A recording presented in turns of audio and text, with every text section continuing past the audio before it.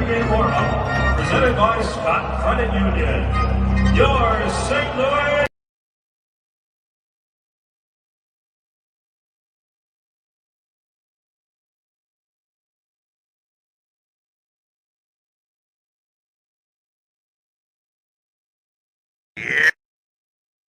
Your epic hot grab! This is Guy, the Hawaii Blues fan, and welcome to the Blue Note, or as we call today, the Hockey Fan Report. Oh man, I can't get my headset on. That just kind of like blew my mind away. It was a year ago today that I climbed to the top of Chinaman's Hat and had that incredible day with Brett and my daughter and her boyfriend. And it was just an amazing time. Unfortunately, we're not connected with them anymore, but I am connected with Ashley and Chris Lambert. Hey guys, good how you evening, doing everyone. today? Hey, doing good, guys. How's everybody doing today? I'm good. It was just a little weird because it finally showed up that I'm kind of on your team, so everything looks a little funny. Like I can take myself out and I can comment. Oh, you can see the comments now, right? Yeah, that's why I went out and came back in because I could see everybody waiting too. Oh, okay. So yeah, so yeah, we're figuring that out. We got E saying hello, and Devin Dayton saying holla.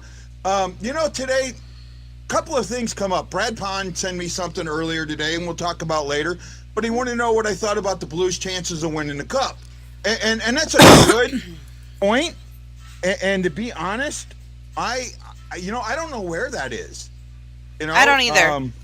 I still think they win the Central, but I don't know what the chances are for the Cup. Usually when I ever look at the statistics, or whatever, they can usually have us maybe 25 or 40 to one shot somewhere in there, because that's basically where they have us for playoff odds for St. Louis teams. Yeah, Money Puck, moneypuck.com.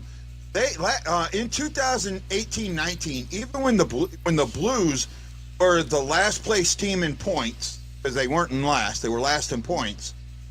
They still had the Blues at a 7 or 8% chance of winning the Cup. I mean, they were the only one out there that was really catching the Blues with that chance to win a Cup back then. And then, as they went on that run, it started expanding. And I haven't looked at Money Puck lately, but I know at the beginning of the season, Money Puck did not give much of a chance to the Blues at all, right? They barely had the Blues making the playoffs, right?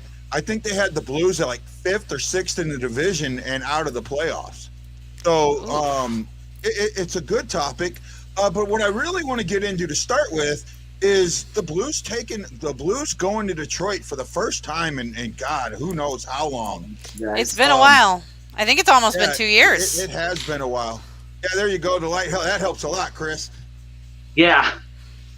But the Blues going to play Detroit for the first time in forever, and Detroit's not as bad of a team as everybody thought they would be. They've actually got something going on up there. Stevie Y is putting things together.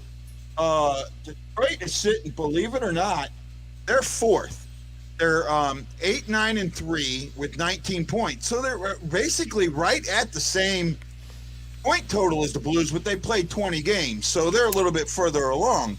I really think that it's an interesting game. I keep saying, oh, this is an important game, or this is a, big game. No, I think this one's an interesting game. Ashley? Oh, sorry, I was yelling at my dog. I missed the question. Well, I said I think that this is an interesting game. I do too, and to answer what you said earlier, it has been over 2 years. They last played in Detroit October 27th of 2019, won 5-4 in overtime. Yeah, well, see, that was when they weren't very good. Now, I remember that game now. I do remember that game. The Blues had to come back, I think, to win that one in overtime. Yeah. Right? Or no, the Blues started out up 2-0, then they went up 3-1, then it was 4-3, and tied it. Okay. Hey, I'm thinking of a different. Well, okay, but still, I mean, that was a game that they should have won outright. Yeah. Right at that point. Stevie Y, who is a pain in any major blues fan's neck, has done an amazing job up there, right? Yes, he has. And not only that, you got to remember, he built Tampa, right? He was the GM in Tampa that put together, I mean, basically both of those teams down there. He's been very poignant in what he's done, and he's taken his time and he's building it more. I think he's building it more through I don't want to say the draft, but through the minor leagues. Yeah. Right. I think he's picking up minor league guys. He's strengthening his farm team to build that team, and I don't think they're that far off. I really don't. I thought that they could be a playoff team this year or next year.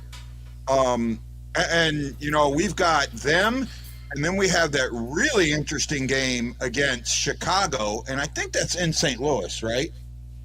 Yeah, I think it is. Hold on. Let me double check. Chicago's still a little bit low in the standings right now at 14 points. They're basically second from the bottom on Arizona. Yeah, the thing with Chicago is, and this is that report actually will be in Chicago.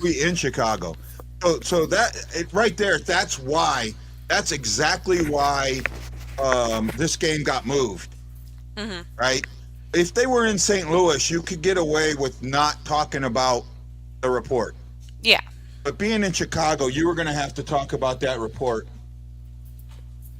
And that was going to be, wow, man. That's just, I get it. I don't like it. I think, and Marianne, who just said Detroit and St. Louis playoff game, she's here joining us. You're not punishing St. Louis per se, but you're taking eyes away from them that they should have had, and that just it's actually, for me, I don't know. I just feel like they something's off that I don't know why that they're why it's off like it is, but Chicago's in trouble. Chicago's in a lot of trouble. I still think that if they're really, really smart, they go out and they look at trading both Tays and Kane this season. Right? I know they both have no trade clauses or maybe even no movement clauses, but now that iron's hot, and actually, I know, Ashley, you said that you didn't think you should trade him because of that, the comments they made backing up the GM. I've had a couple, we had the guy from Coast to Coast, I can't think of his name right now, but when he was on, he said, well, they kind of got asked that right after a game, bad situation.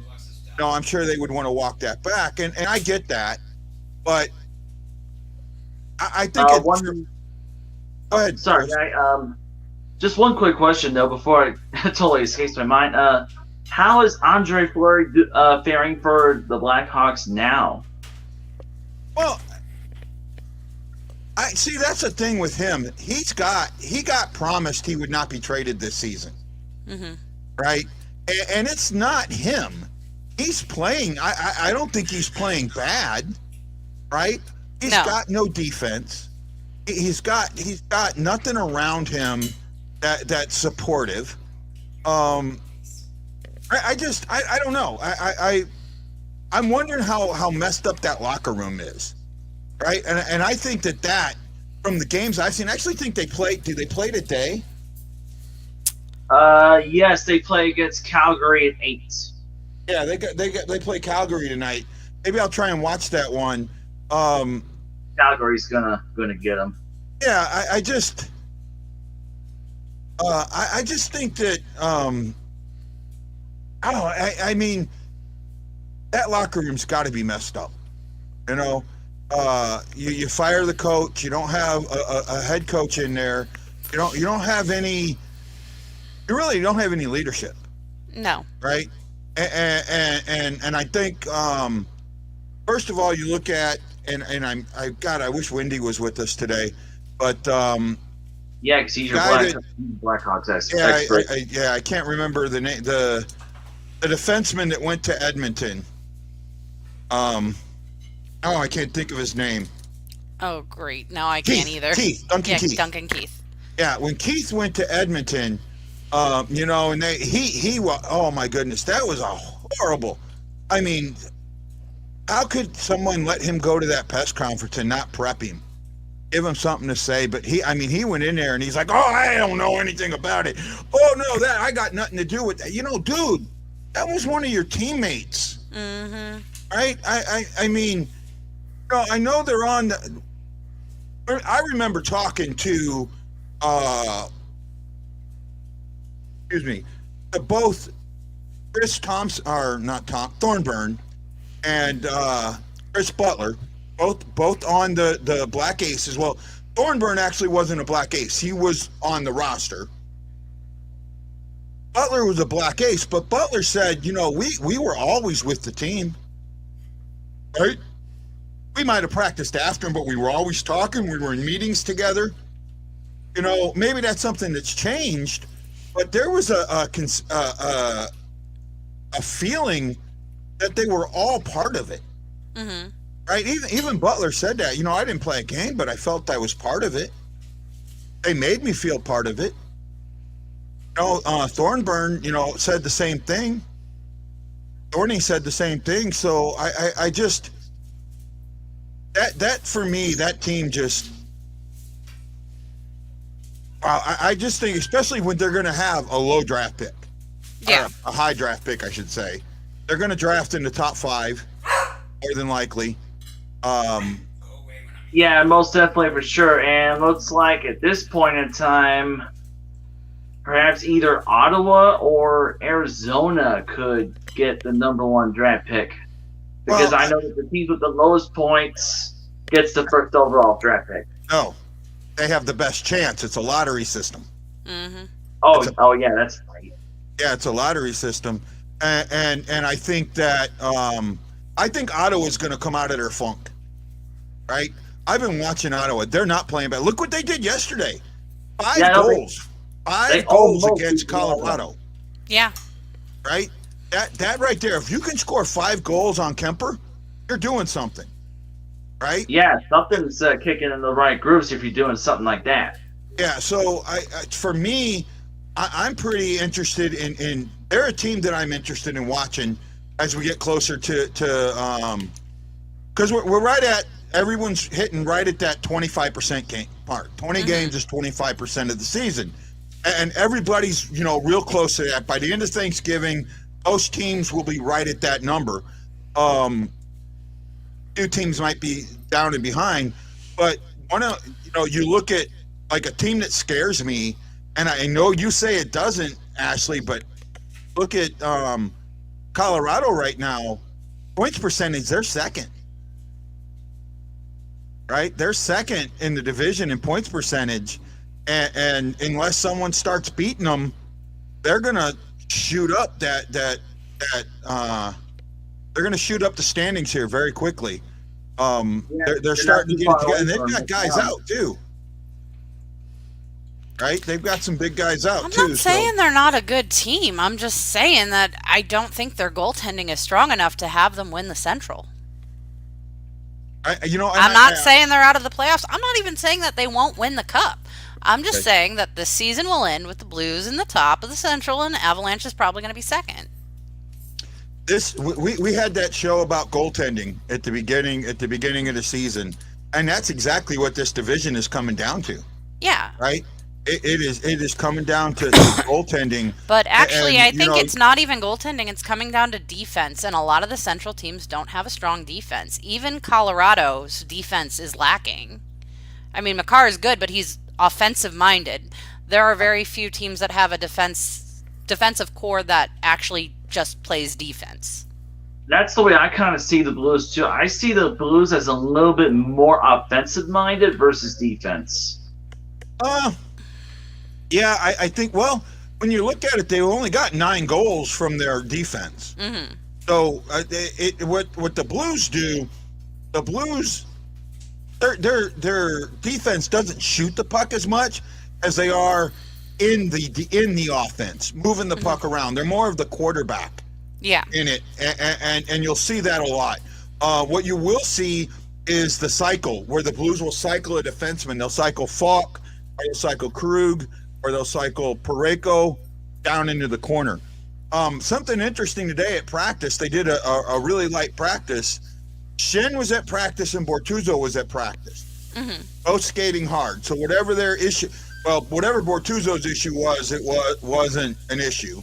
Well, Berube was saying it was more of a maintenance day. I think how do you take Nikola out of the lineup? You can't.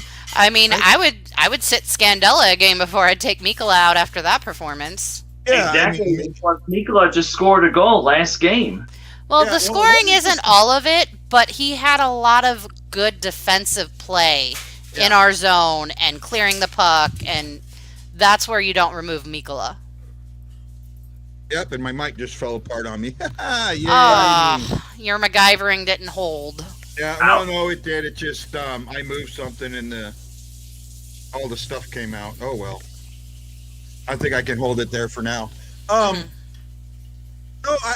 Nikola was by far the best guy out there. Hey, Chris, do you have any headsets? Not like the gamers headsets, I don't. Okay, well, yeah, I'm getting some buzz feedback from. There we go. Yeah, I think that's from you. That might be from me. Is anybody else hearing it? I'm hearing feedback. I don't think it's from me. No, I don't think it's from you. I wonder if it's from me. It might be from me with this mic, the way it's sitting here. Yeah. Okay. Yeah, I think it might be my mic. Let me try something.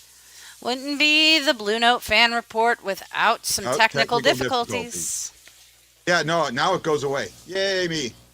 Mostly. I kind of lost my spot. We got Jim Behringer on. Don't rule out Winnipeg Jets, much improved defensively. Hellebuck in net. Minnesota strong defensively as well. Jim, good points. Good points. Oh, my goodness. Right, yeah, because opposed to Winnipeg, they're only like basically the top half of the division is now tight in terms of points by themselves. Yeah, no, I see that. This is going to be a tough division, and we said that all along, right? We always said that. Yeah, Minnesota at 23, Winnipeg and the Blues are tied at 22, and then Nashville's on down the line 21, and then Colorado's 19. But Colorado has also played a lot less games, so when you do point percentage, like Guy has been telling us, they jump up to second. Right. Yeah, because I do remember and recall Guy saying that right now at this point in stage of time, it relies on a lot more on points percentage versus the actual points by themselves. Yeah. There we go. I fixed my mic. Yay! Yay! No more water in the shower. There you go. Right? Yeah, I know, Ryan. Those were great jerseys. Yeah. Oh man, I think they were going right around $700 to $800 a piece, Ryan. Can't afford that. Well, now, you can order now. Hold on, you can order a replica of that at NHL Shop. Right? You can buy them. But if the actual warm-up jersey, the ones they wore, they were on auction. They're still on auction on the Blues site. And I think they're sitting right around. I'd have to look at my phone. Most of them are around. I think the lowest is $700-800. Winter Classics, yes, we still have them. But Mike has not gotten them yet. He's supposed to get them the first week of December. So yes, I can still get them, and actually mine are cheap. They're Adidas, and they're cheaper. I got to double check. I think the price on my website is wrong. I think that they're $170 and $210, but I got to double check with Mike to make sure. Right. So if you order them off the website, I know that price was a pre-order, and it's not the right price because my website went down. I couldn't change prices. So, but yes, I still have some Winter Classic jerseys available, right? I gotta, and Ryan, if you want to get one, don't order it yet. Send me a message, and I'll call Mike tomorrow. I'll call him tomorrow and try and find out exactly what we got just to make sure, right? But I do know that we're cheaper than the store. Shipping might bump it up a little bit, but I know we're cheaper than the store. Right? Yeah, I need to call Mike too. I have a project shipping, for him. Say again? I might need to call Mike too. I think I have a project for him. Oh, I'm sure he would gladly do it for Yeah, I want to get some polos made with the Blue Note fan report on it, just for me. Yeah, I've thought about doing that. I've thought about doing that. I just I just don't have the money right now. Yeah, I don't have it exactly right now, but I would call him and figure out what that price is so I can save up for it. Yeah, because I actually wanted to sell some of them and that, but I didn't have the money and need to work on the logo a little bit. But well, since I've been on here a little bit, I figured, hey, might as well, Oh yeah. Hey, show it off. Why don't you maybe try this place down by Northwest High School logo? Because I want to go with Mike Zook. Yeah. I'm getting. Trust me, no one's going to beat the price I'm getting. Right on them. I'm getting them almost at cost. Right. I mean, that's how good Mike is to me, and he really he's taking good care of us. And I want to make sure that I send him my business. So my business is always going to go through him. Right. And that's it. Yeah, I do like the Ryan says I love the color of the Winter Classic jerseys this year. I hate the Wild jersey. Looks like a kid's sticker book. Yeah, I agree with him. Jim Behringer says I haven't checked those out yet. Well, see, I think the Blues, as much as I like the jerseys, I think the Blues made a mistake. Yeah. Right? Okay, so back in the for the NHL days, right? There was a team in Minnesota called the St. Pats. And that is the team that their dressed has. They're using that logo. And it's just like Toronto. Toronto had a team called the St. Pats too, or something like that, before they became the Maple Leafs.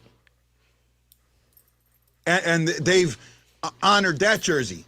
Well, in St. Louis, we had an NHL team before the Blues. Right? And I want to say, I'm probably going to get the year wrong. I want to say it was 32, but it might have been in the 20s. We had a team called the Eagles. They were actually the original Ottawa Senators. They moved from Ottawa to St. Louis for 1 year. They played in the arena and then folded. Now, to me, I get that there's no connection between the St. Louis Blues and this Eagles team, but I think that they probably should have honored that Eagles team, because that was the start of hockey in St. Louis in the NHL. They played in the 1934-1935 NHL season. Wow, see, I was pretty close. You were? I knew it was somewhere. I knew it was somewhere in that range. I just couldn't remember. I knew it was like either 23 or 32, 33, somewhere around there. So I knew they played for 1 year. And that was like right before it became the original six. I think when they left the league is when you get into the original six time frame. Yeah. Or, what they call the original six. No, I just learned something new today. I didn't know we had a team before the Blues. Oh yeah. Yeah. I'm full of useless knowledge like that. Marianne has a good question. Yeah, the New Jersey Devils new I don't uniform. like it. The one that says Jersey on it? Yeah, I don't like it. I kind of do. They tried to be punny, and I don't like it. Yeah, no, I get it, but I kind of like it. Ryan says, I forget what city the Seals were playing in during Oakland. The Oakland Seals, and they ended up merging with Minnesota. Right? So I've actually asked this trivia question before. The six teams, the second six, right? And that's what we're part of. We're part of that second six. And we were the last team of that second six. We St. Louis didn't even put a bid in for the Blues, right? I think it's so, our biggest rival is the reason we're in existence to begin with. Right? Did you know that, Chris? What was that again? The reason that the Blues are in existence is because of the Chicago Blackhawks. Mm-hmm. Really? I did not know that at all. Okay, so here's what happens, right? The Wirtz family owned the arena, and it was falling apart. They put no money into it. They were slumlords, okay? We had the guy, and I can't think of his name now. Jeremy, I think it was, from Coast to Coast. Remember when he was on, Ashley? Yeah. And he talked about this a little bit, about the Wirtz family and how they operated. The Wirtz family wanted to dump the arena. Well, the Wirtz family went to the NHL and says, put a team in St. Louis so we can get rid of the arena.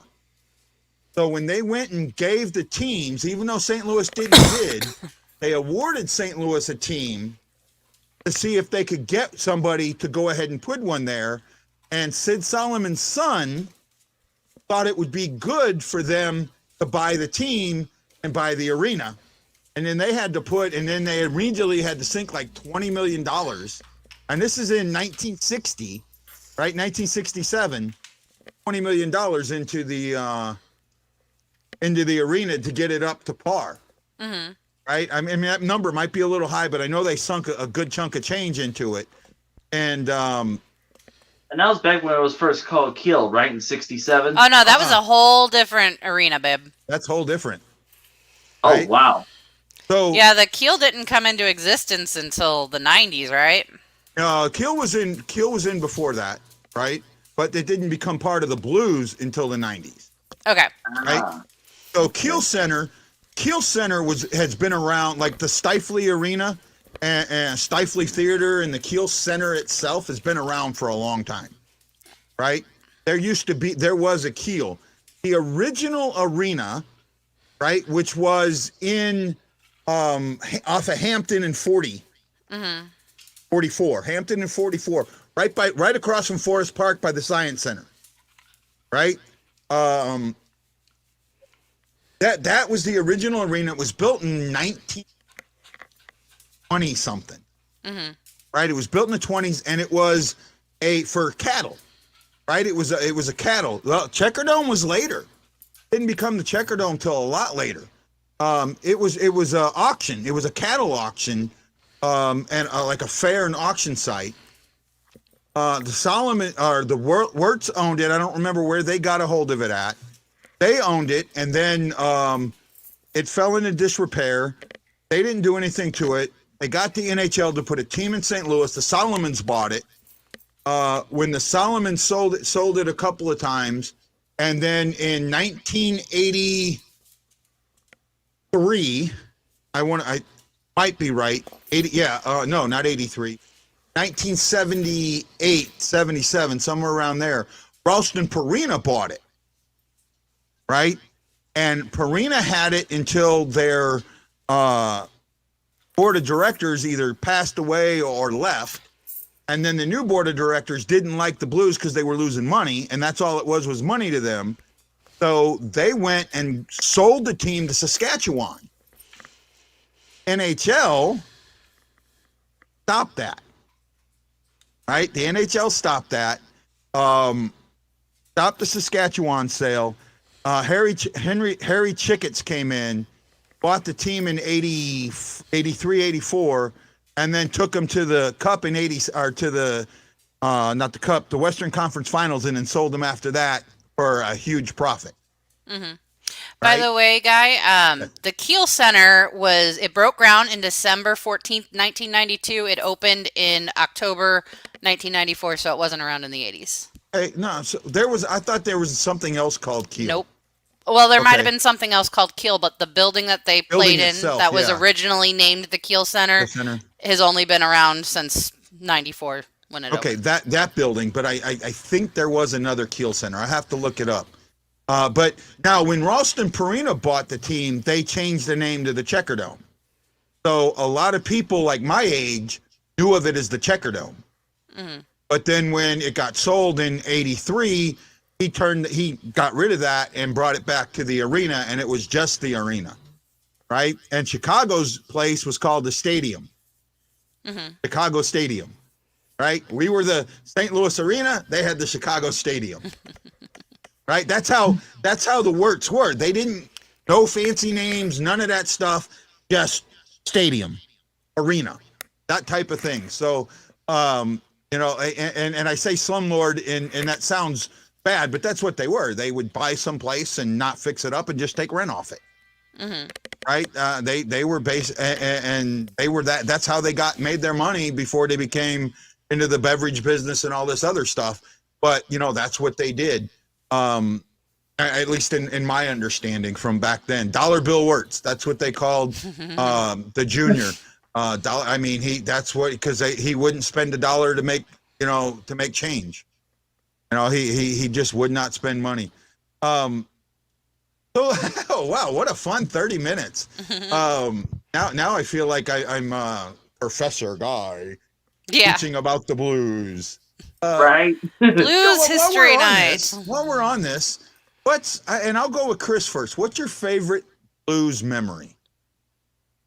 Blues memory? That's a good one. Well, basically, obviously, back when we first won the cup over, that's basically like my favorite and most recent one to date. Up. Okay.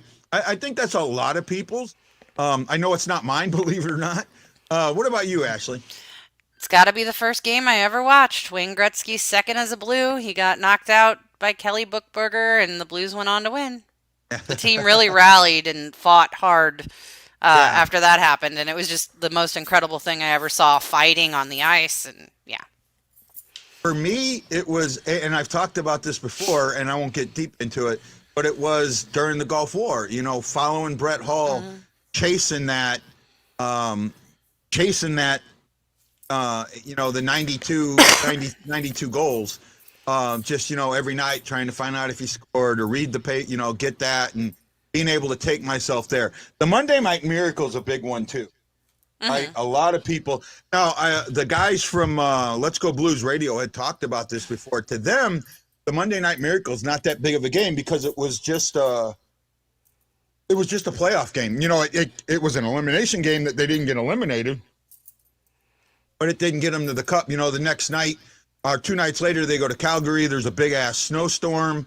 The referees couldn't get in, so the NHL used Calgary-based referees, and they basically didn't call a penalty on Calgary all night. And I think St. Louis lost that 1-0 or 2-0. Right? That was one of them games where you just shook your, something like that wouldn't happen now. Yeah. Right. Right. Blues went into 4 overtimes. I forget that. I've heard about it, but I can't remember that. That was that wasn't against Calgary. I forget who that was against. I don't remember who that was against, Mary. I don't think it was Chicago. Say again?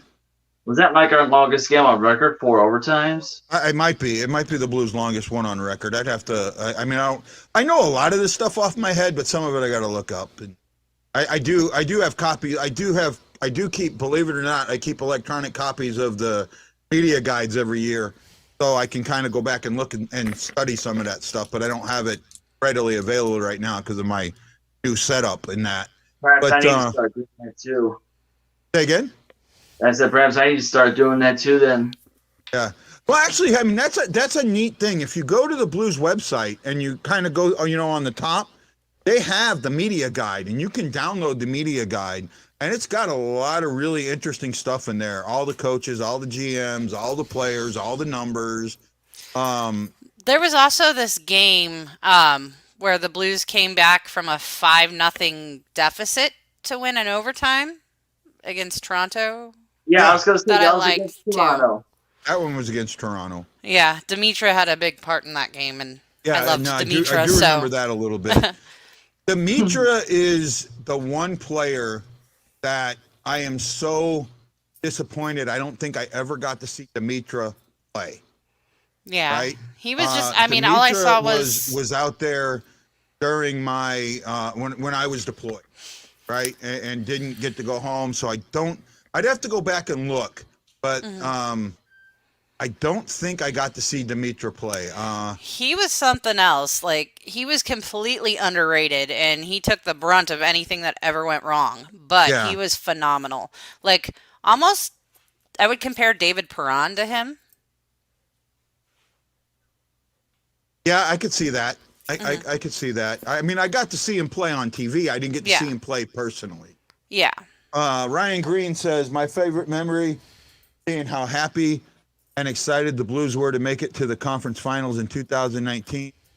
And the night we won the Stanley Cup, something about seeing the veterans like Bouwmeester, Petro, Schwartz, and win the cup always made me feel super happy, not for me, but for the players. It was an awesome feeling for me. I agree with that. Actually, I do have one. I do have one other memory. Actually, now I do remember that just popped in my head over too. 2016. I thought we was going to maybe get the cup that year too because we managed to go ahead and reach the finals against San Jose. Conference finals, yeah. I was at Game 4, the only one we won in San Jose. I was at Game 4 then because my daughter had graduated from the. Actually, I had the shirt on earlier. I changed it from the University of San Francisco that weekend, so I was able to go to that. That was actually the first time that I took my daughters to a hockey game. They were in their 20s. You know, that's how much I missed. Right, not being able to I wasn't able to take them to games for so long, and that. But that was a good memory for me also. Right. Who's your favorite player currently and of all time, Chris? That is a very good question. I would probably have to say. I would probably say Shen. Shen? Okay. Yeah, because I know Shen's a good defenseman and he's also a good scorer. Okay, he's becoming a much better two-way player than he ever was. Right? He was not a two-way player. He wasn't a two-way player in Philly, and that was one of the things that they thought he should be. But he wasn't, and that's one of, when they let him go, they thought his defense was what was letting him down, but he comes over here and he starts being a much better two-way player. What about of all time? Is they one and the same? Of all time, I would probably say Hall. Oh, Ashley? Currently, man, Sod is pretty, but I gotta stick with Perron. I've liked Perron the entire time he's been in St. Louis, so he's probably current. I'm just a little mad at him right now. All time, it gets really hard, and like it's positional. So because I played goalie in roller hockey, I'm gonna go with Grant Fuhr. But I mean, defenseman, it was a tie for Pronger and McKennis. Forwards, there's obviously Hull, Dimitra, Gretzky. Even if it was only for the last half of a season, was what brought me to hockey. So, I mean, there's so many. Yeah, Gretzky. So for me, currently, I mean, I'm a Tarasenko fan, but I like what's happening with Barbashev. I like seeing him mature. I like seeing Nikola mature. Right, Nikola is becoming a absolute superstar in front of our eyes. Yeah. If you want to see a player mature and grow, keep watching Nikola. Keep listening to what they say about Nikola. I'm telling you, every time that he's on the ice, you hear something different. You hear something like he's doing something he hasn't done before. He's consistently getting in the corners. He's at the passes, the shot. Right? The speed that he showed last night. Right? Jim Berger says, Ryan O'Reilly all-time, Hull and Oates, what a duo. And you're right. That was, I think if you're looking at a center-forward combination, and this is taking anybody that was ever with Gretzky, I think that there was not a better 1-2 punch than Hull and Oates for the 3 or 4 years they were together. And I can see that. It wasn't a long time. I can when see they that. were together, had they stayed together, had they had Oates not had the issues, had he stayed in St. Louis, Ovi is chasing Hull's record, not Gretzky's. I guarantee that. I guarantee had he stayed in St. Say again? No. He's saying that Hall would have beat Gretzky's record himself if we had kept Oates. Yeah. Oh. Well, how far is Ovi away now from saying the all-time goals record? Now, like, how many is he behind right now? It's 100 and something. I mean, he's a long way off. It'll take him a couple of years to catch Gretzky. Yeah, it's going to take.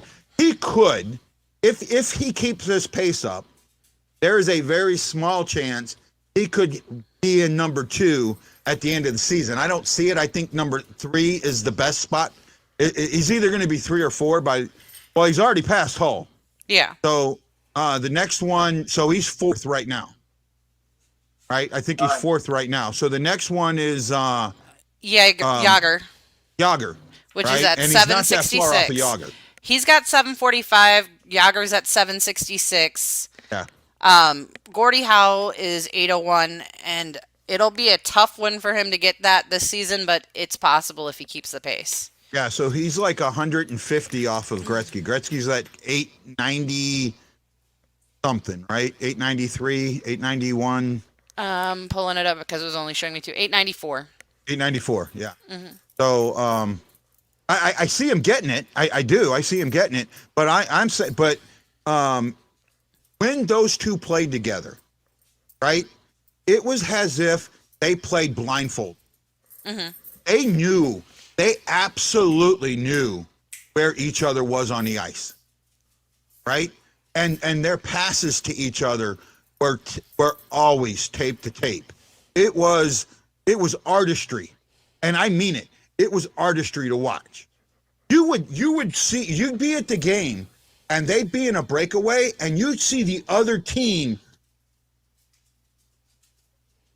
like that on the bench, right? Or when they have it up on the board, the other team looking at the replay, right?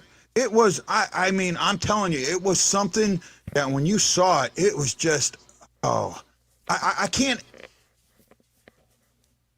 even explain it. It was as if those two were mentally, telepathically connected, because they knew they could both be at the end of the ice, right? Oates would have the puck. Hull be on the other side. Oates would just throw the puck up, and then Hull would get it. Hull, like, they knew where he was going to be.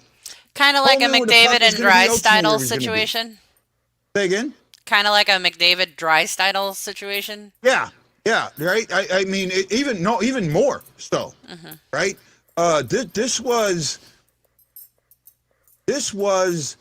I mean, go back and if you watch any tape of them, you go on YouTube and search Hull and Oates and watch some of that stuff. It's just. Hull's not even looking at the puck most times. He just knows it's there. Right? It was amazing. He's like a hockey Spider-Man in a way. Oh, yeah. Those guys were playing chess while everyone else was playing checkers as the line goes. Yeah, they were. And Jim, I mean, I hope I'm not like overplaying it, but those two, like I said, if Oates stays in St. Louis, first of all, he gets in the Hall of Fame a lot quicker than what he did. And second of all, he's in the top 5 in points all time. And Hull leads the league in goals, but would have the league in goals. You look at his numbers, he's 86, 72, 74, I think it is. Oates leaves and he drops down to 50. Right? You know, if he stays there, yeah, I just 94 was with the strike year, and that kind of messed some things up. Yeah, yeah, that's absolutely right. He did say that, right? Those two.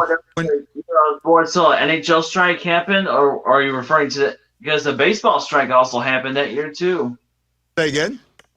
I'll say, so a strike happened with the NHL in '94. Yeah. Wow. Right? So Wow. Both baseball and hockey. yeah, baseball had missed the whole year. So in '94, both the United Center and the Kiel Center were supposed to open that year, right? And St. Louis was supposed to open in Chicago, and Chicago was supposed to open in St. Louis, right? Well, they had a lockout. They didn't have a strike, they had a lockout, technically. And that lockout ended that. That would have been the neatest opening of two buildings, opening with your rivals, because the two buildings opened at the same time. That would have been. I mean, you can look at I think in the Blues coffee table book it talks about that, how that was supposed to happen and it didn't. If you have, I think I seen it online. People that have tickets, that still have the ticket stub from that original game, I've seen them go as upward of $250. Right. Wow. So that is something pretty interesting. For me, and with what goes on with hockey. Hey, it's Open Fans Friday, and I guess this is what we're doing. We're talking about the Blues and their Blues history. Well, it's Tuesday. Tuesday. Well, yeah. Well, Open Fan Tuesday. Tuesday. There we go. And also in 1994, the New York Rangers were the Stanley Cup champions that year. Yeah, in 93-94, they break the 54-year curse. Right? Or 56. It was either 54 or 56. That's when Messier guaranteed they would win it. Right? Mark Messier, that was his 6th cup. Messier is one of those. Messier to me is an all-timer, right? He doesn't get the talk, but you look at what Messier won 4 of his cups with Gretzky, but he also won 2 cups without Gretzky, and he won the one in New York, right? By him, basically on his back. They won that almost on his back against Vancouver. That team. I almost likened the Rangers team to the '80 Miracle on Ice, right? That's how they felt to me. That's how big of a win that is. And the NHL Network. Let's not talk about '94. Yeah, that was another one. But you know what? The Devils got him back, bud. The Devils got him back. The Devils ended up getting one of the best goalies of all time and got their cups. And, the Devils have their 3 Stanley Cups, and they can thank the Blues for that. Right? And let's see what Jim says about that. I think Ashley knows what I'm talking about. I don't think Chris does. Right? And Good I want to wait a second, Scott Chris, Stevens. to see what Jim says. And right now I only got 2 people watching, but that's fine. So that's why I'll give Jim a moment. But the reason that they won those cups was because of the Blues. And it's also, in my eyes, that's why a lot of Blues fan thinks it took so long for us to win a cup. Right? I'm giving, there we go. Rangers were favorite in 94 throughout the playoffs. And thank you for Scott Stevens, right? So what happened is, back then when you signed a free agent, right, that wasn't restricted for even just a free agent, it cost you 5 first-round draft picks. 5 years, first-round draft picks. The league did not at all want free agency. And this was to prevent it. Well, we had the Lawries that came in. I think it was the Lawries at that. No, it wasn't the Lawries. It was Shanahan. Shanahan came in, and Shanahan got Stevens from, I think it was the Capitals, and gave the five first round picks up to them. Then the next year he gets Brendan Shanahan from the Devils. And the Devils didn't want to wait all that time to get their 5 picks, so they wanted compensation. Well, part of the compensation that we were trying to give them was Cujo, right? And they didn't like that deal, so it went to a judge, and a judge came back and awarded Scott Stevens to New Jersey. And right after that, I I get what you're saying about the Rangers being favored throughout, but for me at that young age, it always felt like, they were the team of destiny. That's what I mean by the 80 Olympic team, because they just became a team of destiny, right? Every win built, every win built, every win built, every win built. And that's what I was. Ashley, did you ever get a chance to go look for that other Miracle movie? I did. I found it where I could watch it on YouTube, but I haven't, that's not good quality, so I'm still Not good looking. quality, yeah. It's a well done movie. It's a very, believe it or not, for a movie done, and I want to say it was done in 84. I thought it was 81, but 81, I could be wrong. Or I might have thought it might have been a little later than that. 82 or 83? 81. 81. For a movie done in 81, it was very well done. It was like I said, one of the only thing between the two movies that I didn't like was how Eruzione was portrayed, right? Mm-hmm. The new movie portrayed Eruzione as being the guy that was about to get cut, and he really wasn't. He was a guy all along that I love it when my mind goes blank like that. I can't think of his name now. And it's just like a deer in headlights situation. Yeah, where the coach had started pegging on him. He had told him in the 81 movie they have a scene where he's going. Eruzione goes up to him and says, "Look, man, I don't know what's going on here. You're always on me, always on me." And he says, "No, I'm on the team. I'm doing it through you." And they make a deal where if he says Eruzione, that meant it was for the team, and if he said Mike, it was directly for him. Well, in the new Miracle movie, they portray it as Eruzione's one of the worst players on the team and about to get cut and all of that. So that's kind of the part there that I didn't like on that, because. So I'm going to check that out too. What was the name of it again? The TV movie from 81 was Miracle on Ice, and then the Disney movie was Miracle. Oh, Miracle. Oh, yeah, I've seen that one before. Oh, that's definitely one of my favorite all-timers to see right there, too. Yeah, but see, there were two of them. A lot of people, know of Miracle on Ice, the Disney movie, but in 1981, after it, they made a made-for-TV movie called Miracle on Ice with Carl Malden as the coach. And I don't know why I can't think of his name. Jim says, Jim, by the way, is a Devils fan.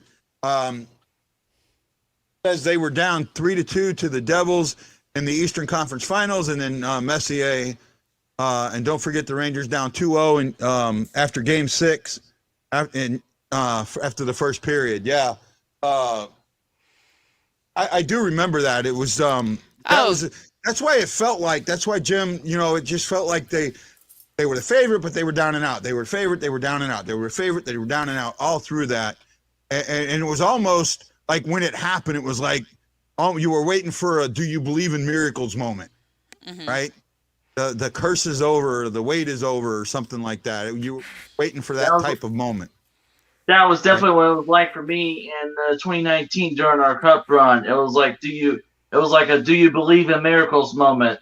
And Ashley and I be honest, talked back and forth about that too during that run. Yeah, I thought Chris Kerber and Joey Vitale, because a lot of people don't realize that whole speech is not just Chris Kerber. Mm-hmm. It's Kerber and Vitale. There's a moment, and I asked him about this, and he didn't really give it to me, but there's a moment where he's saying these words, and he turns around, and he looks at Joey, awestruck. And I asked him, well, what are you thinking in that moment? And he's going, I just didn't want to mess up. And I said, to me, it looks like you can't believe you said the words you just said. And he kind of like, he didn't say yes, but he didn't say no, right? And then Joey catches it and takes over. And it was, it's a great story. And I guarantee you within, I'd say before the 10-year mark, that will be a documentary or a made-for-TV movie. Mm-hmm. Right, I'm pretty sure of it, because they have one for the Rangers for '94 when they broke their slump, and I just feel like they're going to do that with the Blues, especially with the NHL Network. just the way that all went down. No team had been that far down in points that late in the season and won the cup, right? Let alone only a couple of them made the playoffs. Mm-hmm. So for them to get where they did, it was absolutely amazing. Hey, Chris, did you have fun tonight? Yes, I did. Right. This is a very enjoyable broadcast. Yeah, it was a lot of fun tonight. It's sometimes talking hockey is hard, and I knew we were going to have trouble tonight, so I said, you know what, let's just see if Chris can come on, because you told me Mondays and Tuesdays you were off. So I said, you know what, if Chris can come on, we'll, make it a little easier on me and Ashley talking about things. And I think we ended up having fun, So that's one thing that I try and not do with this show. I don't try and script the show. I try and have talking points, but I don't stick to them all the time, Yeah. I want to give us a chance to be organic. And I think organic makes this show that much better. I and agree. by being organic, I think we allow people to feel like we're talking directly to them. Mm-hmm. Right? So guys, right. Yeah, I like the organic outreach movement, as you just now described, over to the organic outreach movement. I like that a lot. Yeah, it does make it fun. And you're in the chat all the time. You're on YouTube. You watch us on YouTube. And unfortunately on YouTube, I know you put the thumbs up, but YouTube you can't see who does it. So I'm not able to see it. And see, Ashley can tell you. All I can see is who does it on Facebook. Yeah, and it's so cool that I could see that now. Yeah, so I had Brad Pond and Devin Dayton and that. So, I appreciate when they put it up. And I do know you guys that watch it on YouTube. And then for some reason on Twitter. I can do the comments too. Oh, there you go. Right, so producer mode almost. Almost. You finally got yourself a producer. Hey, can you take me out? See if you can take me out. Okay. Hey, I just kicked guy out of his own show. Oh, see now you have the same control I have. You have yeah, control. buddy. Right, so that means both of us can work the show. If one of us can't be here, the other one can, and that's going to keep this show. And we're going to get better. And we're going to do better. And we're going to have more fun. Chris, thanks for showing up today. We appreciate that. Thanks for being a guest host and talking hockey with us. And I think it's fun. I'll be honest with you, I love teaching, right? I love it. I like to think I'm pretty good at it, but I love that I can bring some of that history that I know to you to learn. And I enjoy being your student tonight. I love to learn. And plus, it's one thing that the brain ultimately craves all the time is learning. Yes, sir. Absolutely. Okay, guys, this is Guy, the Hawaii Blues fan, for Ashley Slapshot Jones and Chris, the Blues Brother Lambert, saying aloha, mahalo, and we'll see you all tomorrow at 6 p.m. Central Standard Time. A little bit early tomorrow, right? We got an early game. We're in Detroit. Woot, woot. In Detroit. So it's an Eastern time zone game. Very interesting. We'll have a lot to talk about. Braden Shen could return tomorrow. I could see Shen returning. Fingers crossed, prayers up for Shen. Who sits? And I think that's pretty huge.